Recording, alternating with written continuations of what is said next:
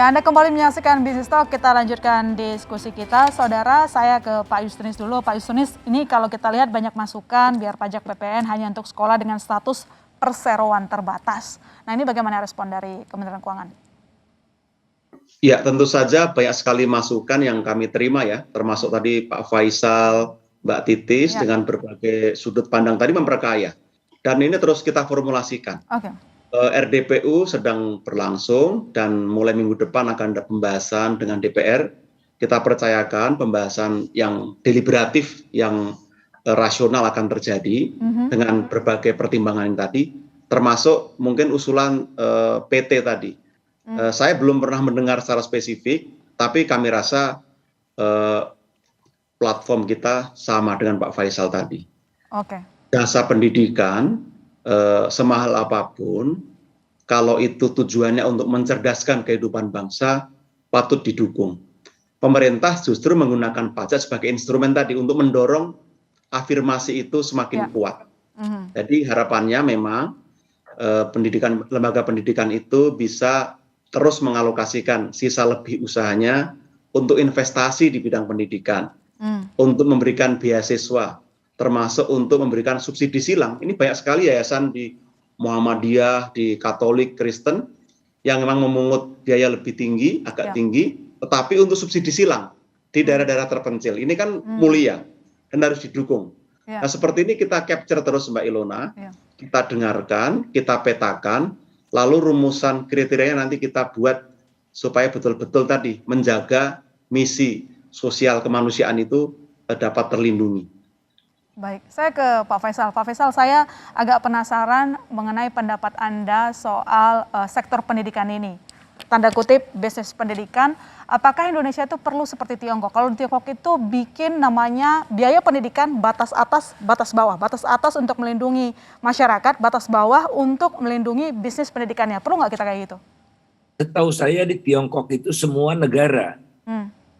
Jadi yang tadi beritanya itu untuk yang non-negara, untuk tambahan-tambahan, les, segala macam itu yang dibatasi. Tapi kalau pendidikannya negara, udah tidak perlu dikhawatirkan lagi.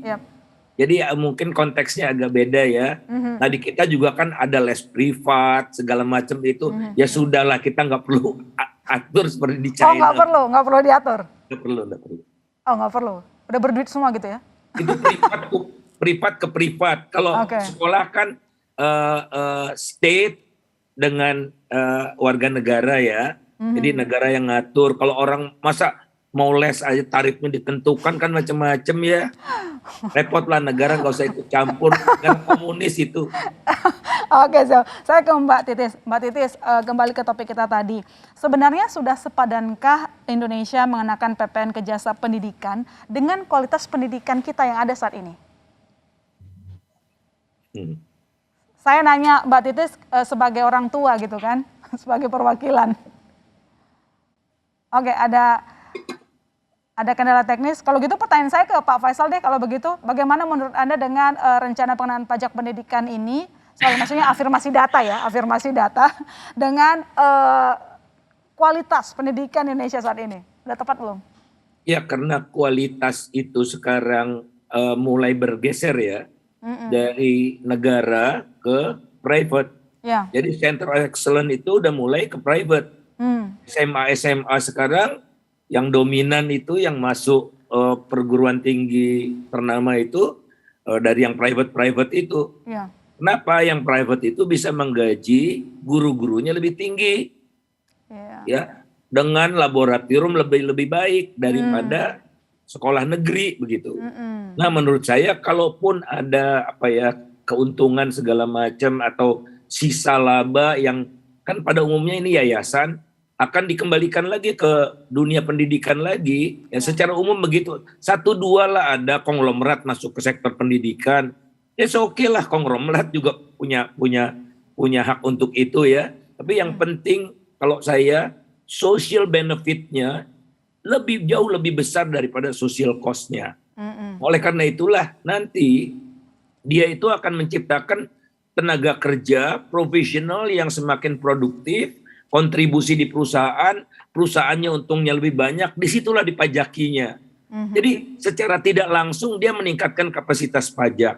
Secara tidak langsung dia meningkatkan kelas menengah lebih cepat. Sehingga bisa dipajaki juga. Gitu. Jadi barang siapapun, upaya apapun mengarah ke sana, ya udah tutup mata aja dulu. Ya tentu saja ada 1-2 saya yakin ada yang super kaya loh. Saya nggak usah sebut namanya ya. Bikin di mana-mana ruko segala macam di mana-mana. Yes, ada seperti itu.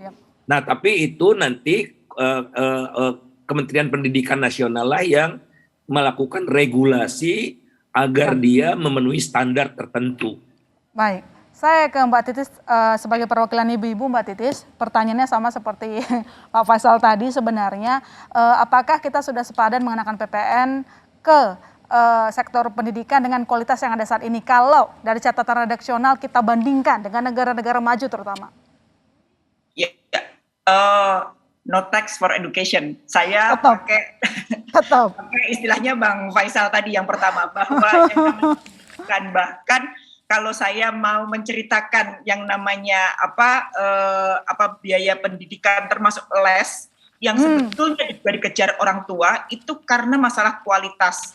Masalah kualitas, bahwa kualitas pendidikan kita itu masih dianggap, orang tua menganggap bahwa itu masih kurang. Belum persaingan, belum segala macam, akhirnya membutuhkan les-les itu. Nah, apapun yang namanya pendidikan untuk menciptakan kualitas SDM kita, kalau saya mewakili dari ibu-ibu, tentu saja tidak ingin bahwa itu ada pengenaan pajak. Lupakan dulu, seperti kata Bang Faisal ya Bang ya, lupakan dulu sektor ini. Masih banyak sebetulnya kalau memperbesar basis data pajak, masih banyak cerukan-cerukan yang tidak dikejar, yang belum atau silap tidak dilihat oleh pajak. Banyak loh sebetulnya, seringkali Bang Faisal juga ngomong, ada perusahaan Cina ya Bang Faisal ya, yang pajaknya juga belum. Terus belum lagi bahwa sebetulnya di kantor-kantor pajak yang besar itu kan sampling Mbak ya, sampling karena dia harus melihat data yang banyak banget, ternyata yang dipegang cuman itu-itu saja. Nah, hal-hal semacam itu kan sebetulnya menjadi ruang dan peluang untuk meningkatkan basis pajak, dan kemudian kita juga melakukan pendataan tadi, bahwa pendataan itu penting sekali agar kita benar-benar memiliki basis pajak yang kuat, sehingga ketika ekonomi kita siap bergerak dan bangkit, maka automatically itu akan menambah pendapatan pajak. Itu sih sebenarnya kalau untuk pajak untuk pendidikan, kalau saya sih dari pandangan redaksional maupun ini tidak, jangan dikenakan, karena namanya pendidikan adalah hak setiap bangsa dan harus menjadi konstitusi kita bersama, bahwa itu memang harus menciptakan SDM yang berkualitas, dan secara ini kualitas kita belum. Oke, baik, saya ke Pak Justinus, ini closing statement menjawab pernyataan dari Ibu Titis dan juga Bapak Faisal gitu ya. Karena tadi kan katanya kurang komunikasi ke masyarakat. Ini panggungnya di Business Talk sebagai penutup.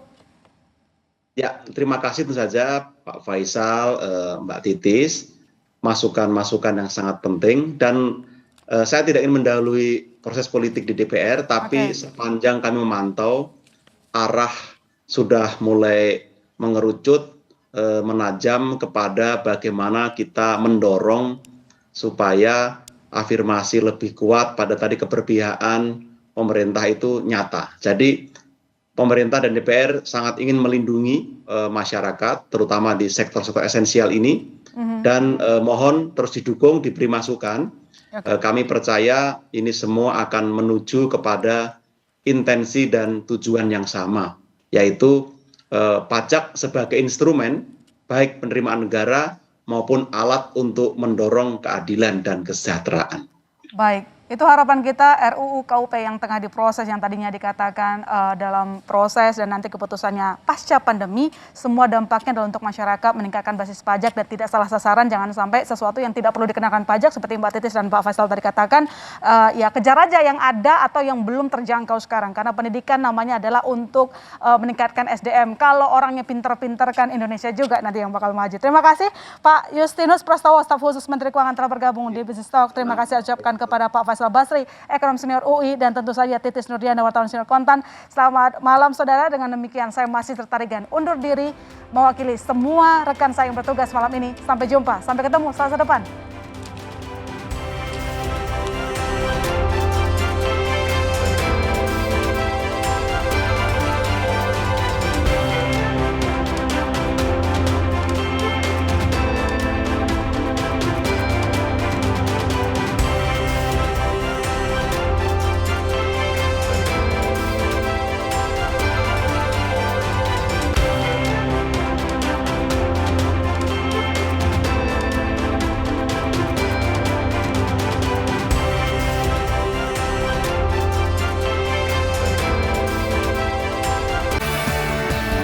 Dapatkan ragam informasi lewat portal video berita pertama di Indonesia yang menampilkan